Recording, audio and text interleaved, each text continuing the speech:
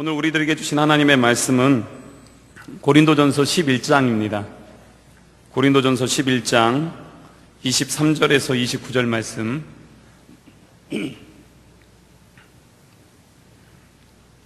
신약 277면에 있습니다.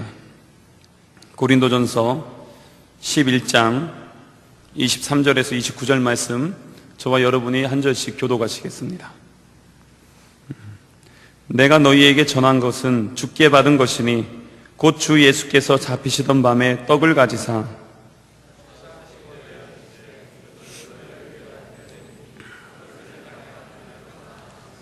식후에 또한 그와 같이 잔을 가지시고 이르시되 이 잔은 내 피로 세운 새 언약이니 이것을 행하여 마실 때마다 나를 기념하라 하셨으니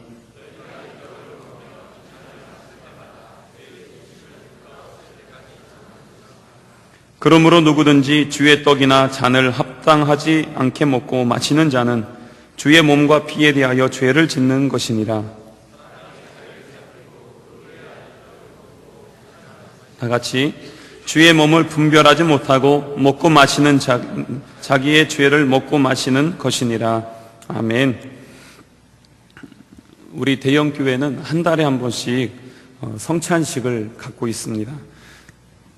그런데 이 성찬식은요, 수요일 날 저녁에 합니다. 그래서 수요일 날 저녁에 나오지 못한 우리 청년들이 이 성만찬의 이 귀한 그 은혜를 입지 못하고 누리지 못해서 와서 한 3달 동안 있으면서 좀 아쉬운 마음들이 좀 있었습니다.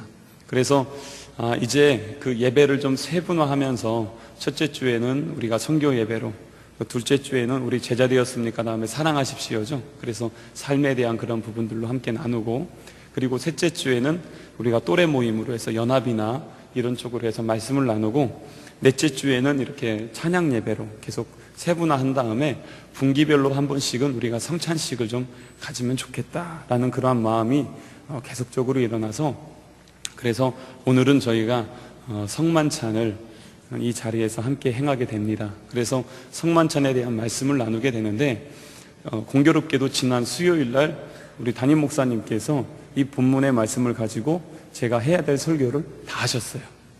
저는 이거 2달 전에 다 이렇게 잡아놓은 건데, 우리 목사님도 어떻게 딱 이렇게 그 시리즈로 고린도전서를 쭉 가다 보니까 딱 맞춰진 거예요. 그래서 개인적으로 감사했습니다. 저의 짐을 덜어주셔서. 그래서 했는데, 혹시나 아직 듣지 못한 우리 친구들이 있을까봐, 우리 형제님 자매님들이 있을까봐, 그래서 조금만 말씀을 나누겠습니다. 저는요, 성찬식을 생각할 때마다 한 분이 늘 생각납니다. 이분은 어떤 분이시냐면 예전에 아주 그 술고래셨어요. 술을 엄청나게 많이 드셨던 분이에요. 그래가지고 아주 교회에 전도를 했는데 교회에 나오지 않는 것입니다. 그런데 끝까지 전도하니까 한번 나와 주셨어요. 나와 주시고 나서 이제 신앙생활을 하시게 되었습니다. 그리고 나서 이제 성만찬을 하게 되는데요, 저희 아버님 교회였어요. 그래서 그 아버님 교회에 포도농장을 하시는 분이 계셨거든요. 성만찬 때 쓰는 포도주를 아예 포도를 따로 재배해서 거기에서 아무것도 섞지 않고 포도즙만 내가지고 정말 맛있고 정말 좋은 걸로, 최상의 품질로만 해서 이 성찬식 때 사용할 이 포도주를 만들었어요. 너무나 진짜 제가 봐도 맛있었거든요. 그랬는데 이분이 성만찬 하면서 이 잔이 돌아오니까요, 잔을 딱 잡으시더니 딱 마시고 나서 뭐 그러시는 거예요. 이 옛날 습관 나오는 거죠. 이 한 잔 걸치시고들 하는 것처럼 그렇게 하시는 거예요. 그래서 제가 바로 뒤에 있었거든요. 그래, 그 소리가 그대로 들리는 거예요. 얼마나 웃겼는지 모릅니다. 그래서 이 성만찬 할 때마다 그분이 꼭 생각이 나더라고요. 지금은 돌아가셨는데 그렇습니다. 그렇게 함에도 불구하고 그분이 끝까지 이렇게 예수님을 계속 믿게 되고, 이제는 그런 옛 습관이 벗어져 버리고 주님 안에서 거하는 것을 볼 때 참으로 감사하다라는 그런 생각을 하게 되었죠. 1497년에 이태리 화가죠, 레오나르도 하면 누가 떠오르죠? 디카프리오? 요즘은 이제 뭐 인기가 좀 떨어졌긴 했지만, 레오나르도 다빈치가 이 성만찬, 이 거룩한 장면을 상상하면서 그림을 그리게 되었죠. 그래서 이것이 산타마리아에 있는 그라치 사원에 지금도 있습니다. 그런데 이게 사람들이 계속 관람을 하다 보니까 이게 변질될까봐 관람하는 사람들을 제한하고 있습니다. 그 정도로 지금 귀한 작품입니다. 구교에서는요, 우리 수요일에도 우리 목사님이 말씀하셨지만 7가지의 성예전이 있습니다. 거룩한 예식이라는 것이죠. 이게 뭐냐면 세례, 그 다음에 오늘 우리가 할 성찬, 그 다음에 고해성사 있죠. 예, 고해하는 것, 그 다음에 견진, 그리고 결혼, 도유, 안수, 이렇게 그 7가지가 있습니다.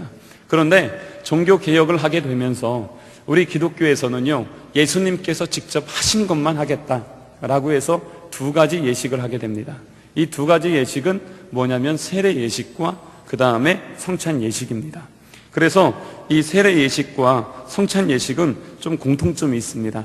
이 세례 예식은요, 그리스도인이 되는 예식입니다. 그리고 이 성찬식은 그리스도인이 된 하나님의 백성인 예수 그리스도의 죽으심을 기념하는 그러한 예식입니다. 이 세례는 다음 주에 있게 되는데요, 이 세례 예식은 불신자가 이제는 내가 하나님의 자녀가 되었습니다 라는 그런 확증의 표시라면, 이 성찬 예식은 내가 이제는 그리스도의 자녀로서 주님과 함께 동행하며 살겠습니다 라는 거룩한 고백의 그러한 예식입니다. 믿음의 고백이죠. 또한 이 세례 예식을 통해서 하나님의 자녀가 되는데, 성찬을 통해서는 주 예수 그리스도와 내가 하나가 됨을 믿음으로 확인하는 그러한 시간입니다. 그래서 예수님께서 죽으시기 전에, 십자가에 달려 죽으시기 전에 제자들과 함께 마지막 식탁의 자리를 마련했는데, 그것이 바로 이 성찬의 자리입니다. 당시의 식사도 그랬고요, 그때에 있는 것이 빵하고 포도주였어요. 그래서 예수님께서 빵을 들어서 축사하시고 받아서 먹어라, 이것은 내 몸이다 그러면서 떼어서 제자들에게 주셨습니다. 또 잔을 들어서 감사하신 다음에 이 제자들에게 주시면서, 자, 이 잔을 마셔라, 이것은 많은 사람의 죄를 사하여 주시기 위해서 흘리신 피, 곧 언약의 피다 라고 하면서 제자들에게 주었습니다. 그래서 그 제자들이 받아서 먹게 되었죠. 이것이 성찬의 유래가 되었습니다. 그래서 이 예식을 기념해서 지속적으로 계속적으로 성찬을 하게 되었습니다. 초대교회 때도요, 성도들은 사도행전을 자세히 보시면 회당에 모여서 하나님을 예배하고 저녁에는 따로 집에 모여서 성찬을 했습니다. 먹고 마셨더라 라고 하는 표현은 바로 성찬입니다. 그들은 이것을 아주 중요하게 여겼습니다. 초대교회 때는요, 이것이 거의 예배의 중심이었습니다. 심지어는 거의 모든 예배 때마다 성찬식이 계속적으로 이루어지게 되었습니다. 그런데 이것이 성찬식이 계속적으로 하기에 참 어려운 시절이 많이 있었습니다. 왜냐하면 종교적으로 핍박이 계속 있었죠. 핍박이 있을 때마다 이 예식을 거행할 수가 없는 것입니다. 오히려 크리스찬이라는 것이 발각되면 그것만으로도 죽을 수밖에 없는 상황이 될 때가 많이 있게 되었죠. 그 크리스찬 작가인 김성일 씨가 제국과 천국이라는 그런 소설을 썼는데요, 거기에 보면 이런 내용이 나옵니다. 그 로마의 그 초기 때 네로 황제의 10번의 대박해가 있었는데 사도들이 계속 순교를 당하게 됐어요. 설교를 듣지 못하기 때문에 어찌할 수 없었습니다. 그때에 어떻게 했냐면 이 주의 사도들이 빵하고 포도주를 들고 다니면서 집에 가서요, 떼어주는 거예요. 말씀을 나눌 수도 없고 시간이 없으니까 그냥 떼어서 주고 먹고 그냥 갑니다. 그냥 이렇게 하는 것이, 그 어떤 것도 예배를 드릴 수 없을 때 이렇게 하면서 그들은 예배를 지키게 되었습니다. 이것뿐만이 아닙니다. 그들은 카타콤의 깊은 그 음습한 벽에 기대어서 숨어서도 할 수 있었던 유일한 것은 성찬이었습니다. 그래서 거기에서도 뜯어서 먹고 마시고 그러고 그냥 가는 것이에요. 때로는 이것들 때문에 오해를 엄청나게 많이 받았습니다. 왜냐하면 한번 잘 들어보세요. 밖에 있는 사람들이 들어볼 때요, 자, 마십시오. 아니, 자, 드세요. 이것은 우리 주인의 살입니다. 그러면서 떼어주는 겁니다. 그리고 자, 마시시오. 이것은 우리 주인의 피입니다. 그러면서 딱 주는 것이에요. 밖에서 들으면요, 완전 식인종 같거든. 그래가지고 이 밀고자들이나 이런 사람들이 저 사람들은 식인종이다 막 이래가지고요 고발한 거예요, 기독교인들을. 그래가지고 더 큰 핍박들이 일어났습니다. 그럼에도 불구하고 이 초대교회부터 지금까지 하나님을 믿는 이 사람들은 이 성찬을 포기하지 않았습니다. 프랑스 혁명 때도 그랬어요. 이 프랑스 혁명 때도 계속적으로 이 혁명이 진행되면서요, 종교가 완전히 폐기되어 버렸어요. 주일이 사라져 버렸습니다. 사람들이 예배를 드릴 수가 없었어요. 그래서 이러한 상황에서 어떻게 했냐면, 이 목회자들이 집에 가가지고 그 심부름꾼들을 시켜서 집에 보냅니다. 그러면 그 사람들이 집 문을 뚝뚝 두들기고 나서 검은 습집니다. 딱 그러고 그냥 가는 거예요. 그러면은 그 사람들이 무슨 말인지 압니다. 밤에 12시가 넘어서 새벽이 되었을 때에 이 사람들이 모여요. 검은 습지로 모입니다. 거기에서 발각이 되어지면 한순간에 총을 쏴서 몰살할 수 있지만, 거기에 모여서 그 어두운 옷을 입고 다 덮고 그 자리에 모여서 아무것도 하지 못하고요, 그냥 떡 떼주고 포도주를 마시고 헤어집니다. 이렇게까지 하면서 그들은 그 자리에서 성만찬을 했습니다. 성만찬에 목숨을 건 것이죠. 우리가 이 성만찬을 하게 됐는데 아무런 생각 없이 의미 없이 참석하게 된다면, 우리가 찬양할 때 아무 생각 없이 고백 없이 하는 것, 아니면은 중언부언하는 기도라고 하죠. 이런 기도 드리는 것과 마찬가지로 하나님께서 받지 않으실 뿐만 아니라 오늘에 있는 말씀처럼 죄를 짓게 됩니다. 그렇기 때문에 성만찬을 할 때는요, 우리가 먼저 하나님 앞에 온전한 회개 기도를 드리고, 여전히 우리는 부족하고 연약하지만 예수 그리스도의 보혈을 의지해서 나아가는 것이 성만찬입니다. 그래서 지금도 우리는 여기 보면은 앞에 떡과 지금 포도주가 우리 앞에 있게 됩니다. 떡은 예수께서 말씀하실 때에 광야에서 이스라엘 백성들이 매일 만나를 먹었잖아요. 그 만나의 비유에서 요한복음 6장 48절에서 51절에 있는 말씀을 보면은 만나에 대해서 설명하시면서 예수님, 내 자신이 하늘에서 내려온 만나다 라고 말씀을 그렇게 하고 있습니다. 그래서 내가 바로 살아있는 떡이다 라고 말씀하시면서 나중에는 그 떡을 예수님의 제자들에게 나누어 주신 것입니다. 포도주도 마찬가지입니다. 고린도전서 11장 25절에 보면 이 잔은 피로 세운 새 언약이다 라고 말씀하시면서 예수 그리스도의 보혈을 상징을 하고 있습니다. 그러면서 이 성찬식이 예수님의 몸과 예수님의 피를 나누면서 이것을 기념할 때마다 우리를 위해서 죽으시고 우리를 위해서 다시 사신 그 예수 그리스도를 경험하게 되는 것입니다. 죽음에서 나를 살려주신 예수 그리스도. 어떤 것이 생각나요? 유월절이 생각나지 않습니까? 그래서 이 유월절은요, 이 세례식과 성만찬과 아주 유사합니다. 그 모든 것들, 유월절은요, 애굽에서 나올 때 하루 전날 밤에 그 시행이 되었죠. 문 앞에다가 피를 발랐잖아요. 어린 양의 피를 막 다 발랐잖아요. 이 유월절. 그래서 유월절은 넘어가다. 이 사람을, 장자를 다 죽이는 재앙이 엄습할 때도 그 집 앞에, 이 문설주 앞에다가 어린 양의 피를 발랐던 그 집들에게는 그 죽음이 넘어갔던 것처럼 그것이 하루 전날이었고, 이 성만찬도 예수님이 돌아가시기 하루 전날 바로 시행이 되었습니다. 예수님은요, 유월절은요, 양을 잡아서 피를 흘리고, 이 성만찬은 예수 그리스도의 보혈이 직접 우리에게 흘려주시는 것입니다. 유월절은 그래서 양피를 문설주에 발랐는데, 이 성만찬은 예수 그리스도의 보혈이 우리의 마음 심령에 적셔지는 그러한 예식인 것입니다. 유월절에 잡는 양은 언제나 흠없고 정결한 양으로 잡게 됩니다. 이 성만찬은요, 십자가의 사건으로 인해서 우리를 정결케 하고 성결케 하시려는 하나님의 은혜가 우리 가운데 임하게 되는 것입니다. 유월절을 통해서 이스라엘 백성들은 해방이 되었습니다.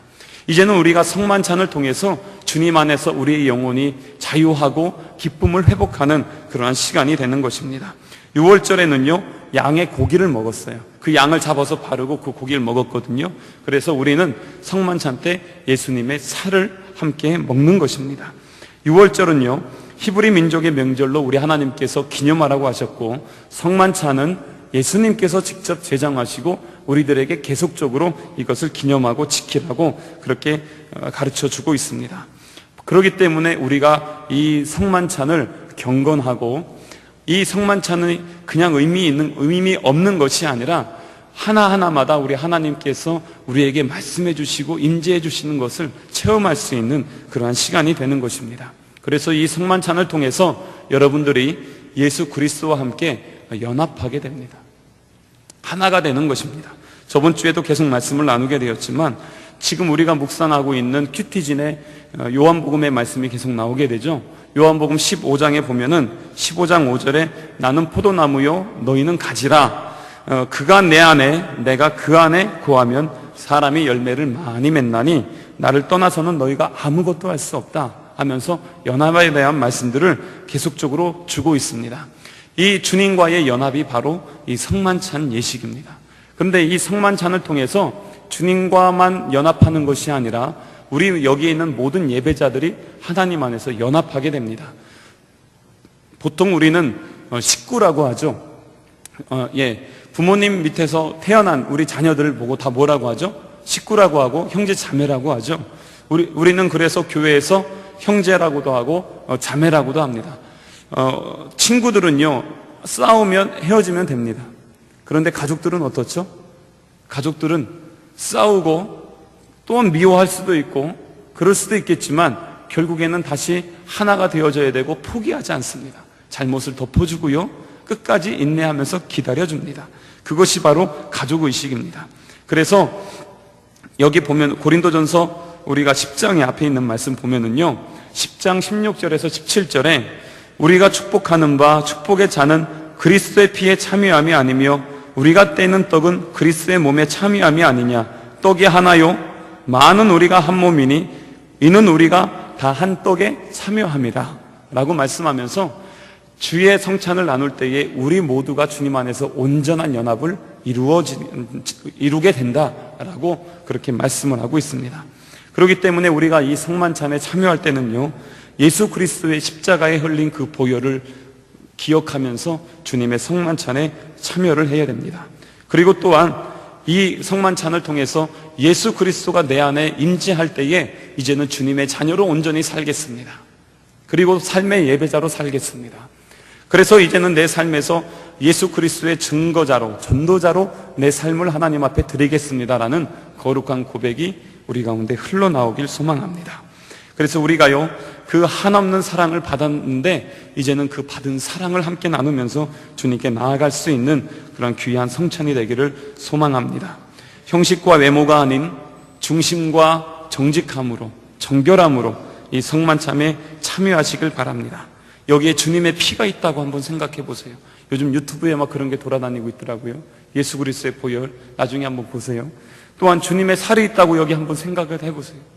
그것이 내 가운데서 주님께서 주신다고 한번 상상을 한번 해보세요. 그런다면 우리가 아무 의미 없이 아무 생각 없이 참여할 수 없을 것입니다. 이 거룩한 성만찬에 여러분들을 이 시간에 초대합니다. 잠시 두 눈을 감고 이 성만찬을 위해서 제가 기도하겠습니다. 만일 우리가 죄 없다고 하면 우리는 자신을 속이는 것이요 진리가 우리 안에 있지 아니합니다. 그러나 만일 우리가 자신의 죄를 자복하면 신실하시고 의로우신 하나님께서 우리 죄를 사하여 주실 것이요 또한 우리를 깨끗게 해주실 것입니다. 겸손한 믿음으로 우리 주님 앞에 이 시간에 나아갑니다. 자비로우신 하나님, 저희는 하나님께 대하여 생각과 말과 행동으로 죄를 범하였으며 해야 할 일을 하지 못하고 하지 말아야 할 것을 행함으로 하나님께 범죄하였습니다. 우리는 마음과 뜻과 힘을 다해 하나님을 사랑하지도 못하였으며 이웃을 내 몸과 같이 사랑하지도 못하였습니다. 하나님의 자비하심으로 우리를 용서하여 주옵소서. 우리로 하여금 현재의 모습을 고치고 하나님께서 원하시는 모습을 향하여 나아가게 하사 하나님의 뜻 안에서 기뻐하며 하나님의 길로 걸어가게 하시고 거룩하신 우리 하나님께 영광을 돌려드리게 하여 주옵소서. 예수님의 이름으로 기도합니다. 아멘. 여기 기쁜 소식이 있습니다. 우리가 아직 죄인 되었을 때에 우리 주님께서 우리를 위해서 죽으심으로 우리를 향한 예수님의 그 사랑을 우리에게 나타내 보여주셨습니다. 예수 그리스도의 이름으로 우리는 죄 용서함을 받았습니다. 아멘. 형제 자매 여러분, 이 시간에 여러분들을 이 귀한 식탁에 초대합니다. 우리는 지금부터 이 기쁨에 찬 만찬을 나누려고 합니다. 누가복음에 의하면 부활절에 주님께서 제자들과 함께 식탁에 앉으사 떡을 집으시고 축사하신 후에 떼어서 제자들에게 주셨을 때에 제자들의 눈이 열렸다고 했습니다.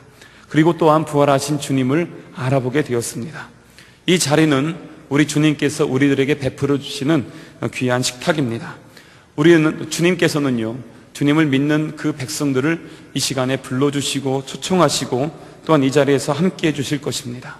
우리가 이 성만찬을 통해서 제자들의 눈이 열렸던 것처럼, 그래서 주님을 보았던 것처럼 이 성만찬의 시간에 우리의 영혼의 눈이 열려서 우리 주님을 온전히 바라볼 수 있기를 소망합니다. 은혜로우신 주님, 이 귀한 성만찬을 통해 예수 그리스도의 살아계심과 부활하심과 내 속에 내주하심을 경험케 하심에 감사를 드립니다. 이 마음, 이 신앙 간직하고 주님이 장차 부르실 그날 영원히 먹게 될, 누리게 될 귀한 성만찬을 사모하며 주님과 동행하며 살아가며 승리할 수 있는 우리 예전사 되게 하여 주옵소서. 우리의 학교에서, 우리의 가정에서, 내 삶의 처소에서, 인간관계 속에서도 하나님 나라를 세워나가게 하시고 온전히 우리 주 예수 그리스도의 이름을 선포할 때에 우리의 가운데에 묶여있던 결박이 풀어지며 예수 그리스도의 살아계심과 승리하심이 우리의 삶 속에서 선포되어지고 증거되게 하여 주시옵소서. 이제는 우리를 중생케 하신 예수 그리스도의 은혜와 우리의 삶 속에서 성결을 이루어 가시는 하나님의 그 크신 사랑과 치유하시고 회복케 하시는 성령님의 보호하심이 거룩한 성만찬을 통해 주님의 영광을 사모하며 나아가는 하나님의 귀한 백성들 가운데에 지금부터 영원까지 함께 하시기를 간절히 축원하옵나이다. 아멘.